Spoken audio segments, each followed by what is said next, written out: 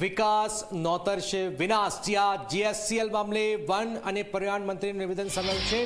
મૂળ બેરાએ નિવેદન આપ્યું છે કે રાજ્ય સરકારને આ પ્રકારના પ્રોજેક્ટમાં મંજૂરી આપવાની નથી હોતી, કેન્દ્ર સરકાર મંજૂરી આપે છે। મૂળભાઈ બેરાએ વાત કરી છે પર્યાવરણને નુકસાન જતું હશે તો ચોક્કસ રજૂઆત કરીશું। રાજ્ય સરકાર કેન્દ્ર સરકાર સમક્ષ રજૂઆત કરશે। દરિયાઈ સૃષ્ટિ કે પર્યાવરણને નુકસાન નહીં કરવા દેવામાં આવે, મારી સમક્ષ પણ સ્થાનિક સંસ્થાએ રજૂઆત કરી છે।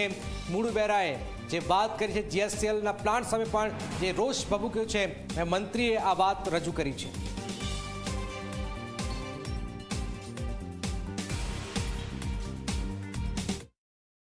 કચ્છના માંડવીના બાટા ગામે જે પ્રકારે જીએચસીએલ દ્વારા વિકાસના નામે વિનાશ નોતરવામાં આવી રહ્યો છે, સ્વાભાવિક છે કે પર્યાવરણને મોટા પાયે નુકસાન થઈ રહ્યું છે। એ પ્રકારે ત્યાં સ્થાનિક લોકોનો વિરોધ છે। ત્યારે રાજ્યના પર્યાવરણ મંત્રી મુળુભાઈ બેરા આપણી સાથે જોડાયા છે। મુળુભાઈ, જે પ્રકારે માંડવીમાં આ પ્રકારે થઈ રહ્યું છે, પર્યાવરણ આપણો વિભાગ છે, છતાં કેમ કોઈ પગલાં નહીં? ક્લિયરન્સની વાત છે, સર્ટિફિકેટ આપવાની વાત છે કે પોલ્યુશનની વાત છે? ત્યારે આ જે ઉદ્યોગ જીએસસીએલ માંડવીની બાજુમાં બાળા ગામે જે થઈ રહ્યો છે, એમાં પર્યાવરણને કોઈ નુકસાન ન થાય એનું ખાસ પર્યાવરણ વિભાગ અને જીપીસીબી ધ્યાન રાખશે।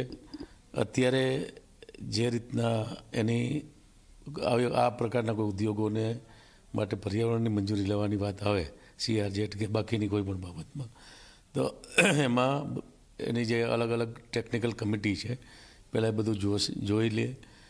નીરી જેવી જે સંસ્થાઓ છે એની પાસે પણ એનો રિપોર્ટ કરાવવામાં આવે અને આને કોઈ જે કંઈ મંજૂરી આપવાની થતી હોય એમની સત્તા ભારત સરકારના પર્યાવરણ વિભાગને છે। અગાઉ પણ મારી પાસે પણ રજૂઆત આવી હતી।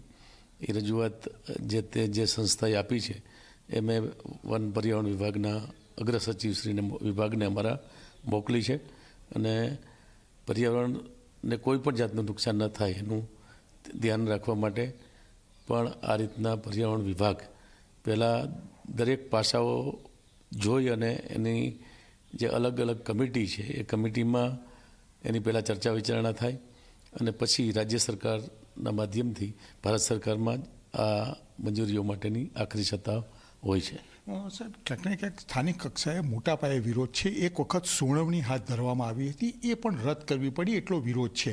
ત્યારે રાજ્ય સરકાર પોતે કેન્દ્ર સરકારને આ સંદર્ભે કોઈ રજૂઆત કે કોઈ પોતાની ભલામણ કંઈ કરી શકે ખરું?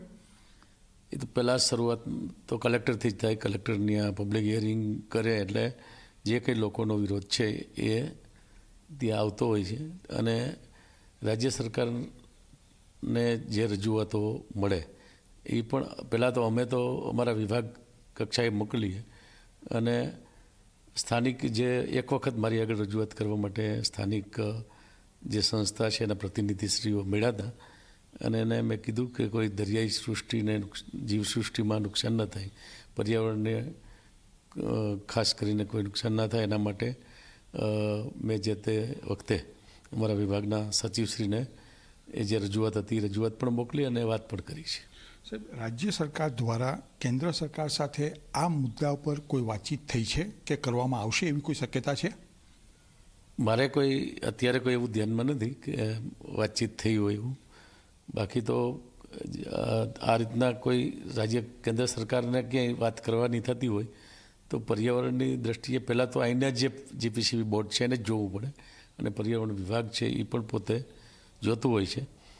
તો અત્યારે જે કંઈ એક વખતની જે રજૂઆત મને મળેલી હતી રજૂઆત અમે મોકલી છે આગળના દિવસોમાં, એમાં ક્યાંય રજૂઆત ભારત સરકારને પણ મોકલવાની થતી હોય તો એના માટે હું જે વિભાગના મારા અધિકારી છે એની હારે ચર્ચા કરીશ અને કોઈપણ જાતનું પર્યાવરણને નુકસાન ન થાય એનું તો ખાસ ધ્યાનમાં રાખવા। બાકી તો આપણે જોઈએ છે કે ગુજરાતમાં ઉદ્યોગ આવે તો રોજગારી મળી શકે, ત્યાં બે બાજુની રજૂઆત છે।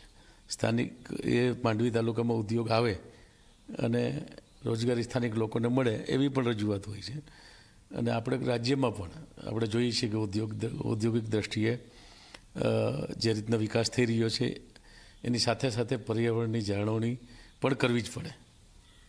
આભાર. ચોક્કસ ક્યાંક ને ક્યાંક રાજ્યના વન અને પર્યાવરણ મંત્રી મુળુભાઈ બેરાએ પણ ખાતરી આપી છે કે જરૂર પડશે તો રાજ્ય સરકાર દ્વારા પણ રજૂઆત કરવામાં આવશે ને પર્યાવરણ કોઈ પણ સંજોગોમાં એને નુકસાન ન થાય એ દિશામાં રાજ્ય સરકારની કામગીરી રહેશે. કેમેરામેન રમેશ ટોડિયા સાથે હિતલ પારેખ, જી મીડિયા, ગાંધીનગર.